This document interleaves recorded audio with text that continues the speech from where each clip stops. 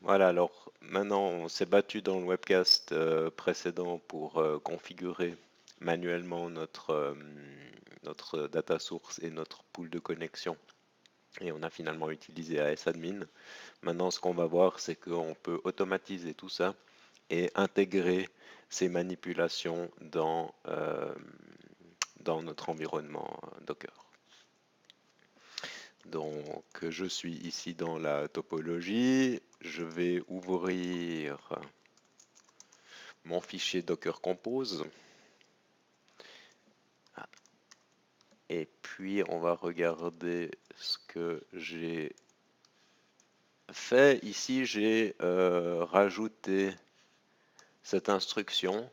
Donc, ça veut dire que quand je serai dans le container Glassfish, chaque fois que j'utiliserai le nom de host DB, je pointerai vers le container MySQL.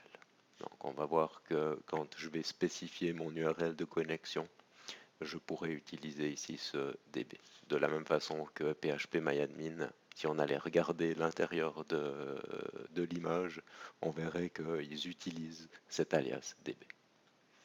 Donc dans le Dockerfile, c'est la seule chose que je dois regarder.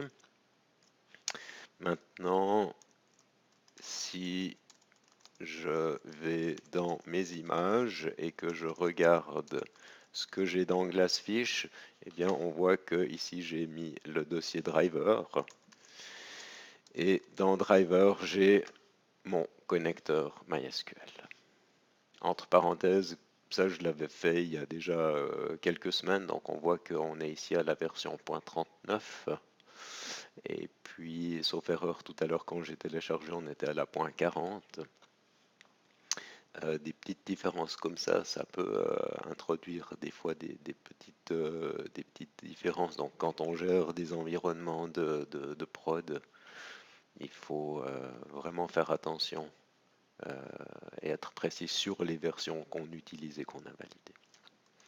Alors on va maintenant regarder notre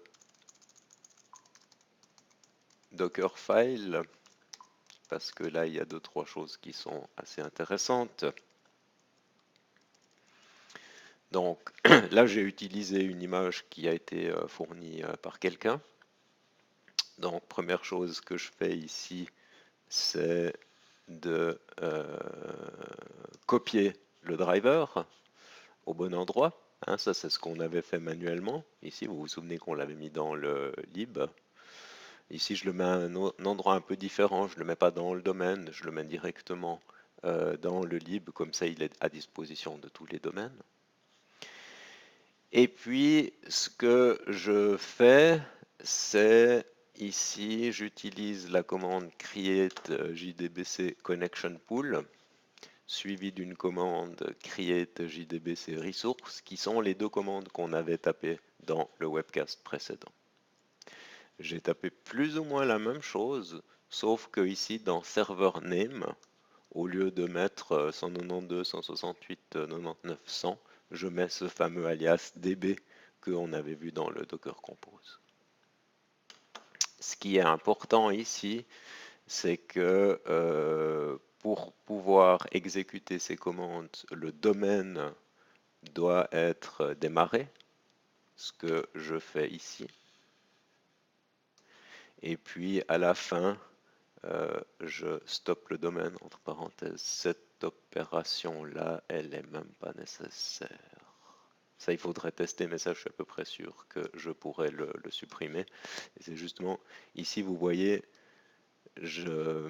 j'exécute ces différentes commandes dans le même shell.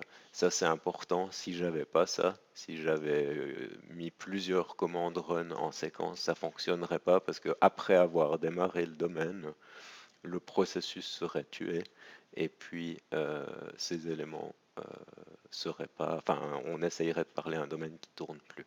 Mais c'est pour cette raison que cette commande ici probablement n'est pas nécessaire. Donc on va valider tout ça. Si je viens dans ma topologie. Alors, on va d'abord faire un Docker Compose down. Pour tout descendre, on va faire un Docker Compose up et on va faire un build de Glassfish. Et donc, comme Glassfish a une dépendance sur, sur PHP, il devrait démarrer le container PHP. Donc là, on voit qu'on a du log qui se passe. Si je reviens avant, on voit qu'il y a des commandes qui ont été faites. Donc ça doit probablement être pas trop mal.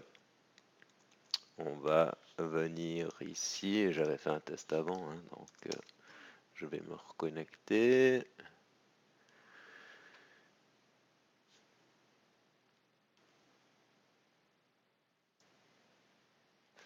Donc, le mot de passe qui a été seté par le créateur de l'image, c'est admin, et le mot de passe, c'est Glassfish.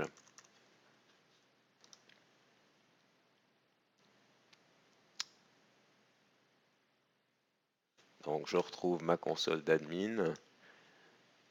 Si je regarde le pool de connexion, il est configuré. Je retrouve ici le nom de mon serveur, qui est l'alias.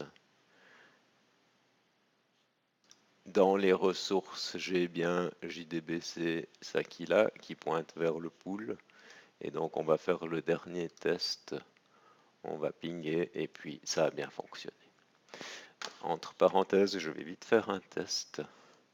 Et puis, normalement, le serveur PHP MyAdmin ne devrait pas être accessible. Ça, c'est bien le cas. Soyez pas surpris.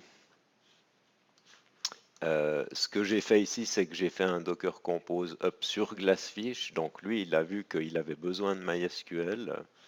Mais par contre, on n'a pas fait, on n'a pas vu de PHP MyAdmin ici. Alors, je pourrais le configurer, mais de toute façon, à la fin, on fera simplement un Docker Compose up pour démarrer toute la topologie. Et à ce moment-là, on aura tout à disposition. Vous voyez ici que c'est aussi là que j'avais dû faire cette opération pour mettre le mot de passe à disposition de la commande sadmin. Voilà. Alors ça a été relativement vite. Hein, on a fait la même chose, on a simplement intégré ça dans Docker. Et puis on voit que ça fonctionne bien.